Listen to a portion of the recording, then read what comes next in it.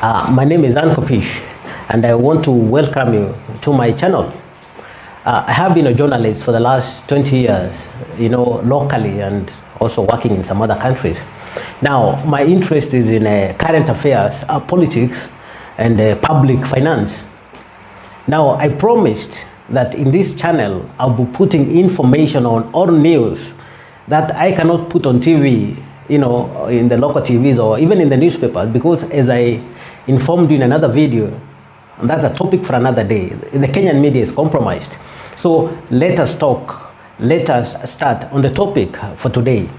I want to explain to you in simple details, digestible details, why the Kenyan shillings is losing value every day, and why between today, as we speak, and the end of this year, 2023, the Kenyan shilling in your pocket is poised to lose between 25% and 30% of its current value, making you poorer and making life a little bit harder for you.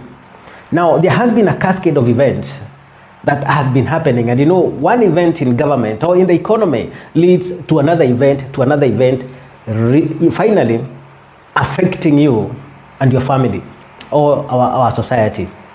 Now, since the Kenya Kwanza government has been in power in the last 6 months, and we have seen a phenomenon in our economy that has never happened again in the more than 60 years since independence. For the first time, we've had a government that has failed to meet its target obligation or target, tax target in the last 6 months. William Ruto and his Kenya Kwanza government has failed every month in the last 6 months. It has failed to reach its tax, collection, target for the last 6 months. As we speak, these details are available at the Department of Statistics, and it's available to the public if you want. We have failed now so far in the last 6 months. We have a deficit of more than 70 billion Kenyan shillings. Now, I would like you to flash you back, why this has happened. When Kenya Kwanza government took power, they took the low avenue, the easy path. Increase tax, you'll get more money. That was their thinking. But anybody who has been to a class of economics know that you cannot get more money by increasing taxes. It's like saying, I'm not going to buy food for my cow, in order to make more money, in order to save more money. I'm going to milk this cow more without giving any food. What happens is that you collect less. And this is what has happened. In this channel, I hope you can have a look at other videos. I've dealt on detail about taxes. So when you tax people more, our manufacturing base is coming down. Companies are closing down. Actually, so far, in the last 6 months, about 700 registered companies have reported closing down or scaling down on their operations. Because when you increase taxes on fuel, you increase tax on excise duty. There's another video on excise duty. I'm going to explain to you how excise duty has increases in taxes on excise duty has affected you. Now, when you increase taxes, people produce less because there is no incentive production. As you realize, when Kenya Kwanza government took over, it never gave even one, incentive to produce. It is, on the other hand, punishing producers instead of giving them incentives. We can talk about incentives in the economy in another video. Moi Kibaki did it very well, and I'm going to explain to it later in another video. Now, what we have is a shrinking economy.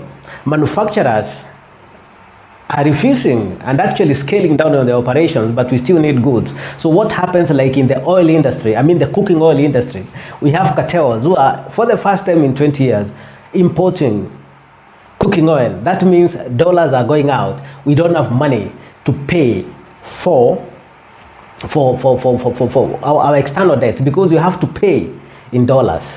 What this means, now this one leads you to the next most dangerous area. Kenya Kwanza government is, they are raising money to fill the deficits through what we call domestic borrowing. Now, this is being done in two ways, selling treasury bonds and selling treasury bills, mostly bills, because bills can be redeemed between 3 months and 12 months. What this happens, let me explain to you in simple detail how this happens, because it is good for you to learn. If you want to know the current affairs, what the things that are affecting us, you have to look at the economics, our economics decisions. Let me explain to you. What happens is that the treasury prints papers and then sell those papers in exchange for money. And now this money, these papers are called treasury bills or treasury bonds, depending on the period when you can redeem that money. Now, when you sell these things, usually it is banks that buy these things, treasury bills. And when banks take their money to the government, it means there is no money for banks to lend to you. You see? Now, Kenya Kwanza government is mopping out the money that is supposed to circulate, because the economy operates on the basis of private enterprise. You have to give money to the private enterprise for you to achieve economic growth. When you take money to government, the government is a spender. Government is not a generator of wealth. So the situation that we are having in Kenya is that there is no circulation of money. Money is being taken to the government because of decisions that have been made in the last 6 months. Now, the next step, the government has to pay back this money, after 3 months or after 12 months, back to the banks. Banks love it, because it's easier to lend to the government than to lend to people, and you can lend to the government in bulk and the security is guaranteed. Now, why is Kenya Kwanza borrowing domestically? Why are they putting an emphasis on this? The last time we saw this actually was more than 20 years ago when Moi was the president. Now, because the simple answer is because they can print money and pay back the banks. You cannot print money and pay external loans because you have to pay it in dollars, but you can print local currency and pay off the debts. Now, there is nothing wrong with printing money, but when you print money, for instance, if the economy has grown to the tune of more 100 billion Kenya shillings, you can print an extra 100 billion Kenya shilling without experiencing inflation.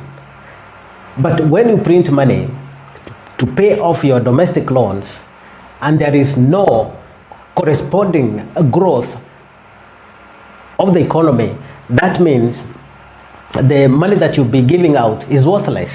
The money that you're printing is worthless. Now, where does this worthless money get its value? What the bank do, the bank will get their money back plus interest from the central bank. From that point, these banks, what they do actually, they buy dollars to show up their liquidity, and then they will release the worthless money back to the public.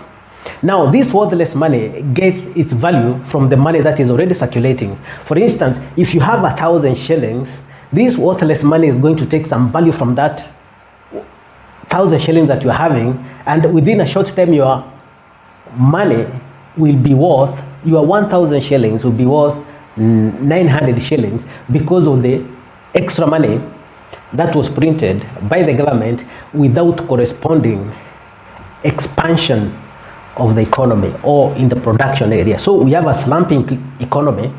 We are going to print new money. Our manufacturing is going down. We are importing things like toilet papers that we never used to import before, cooking oil. That means the dollars are going away.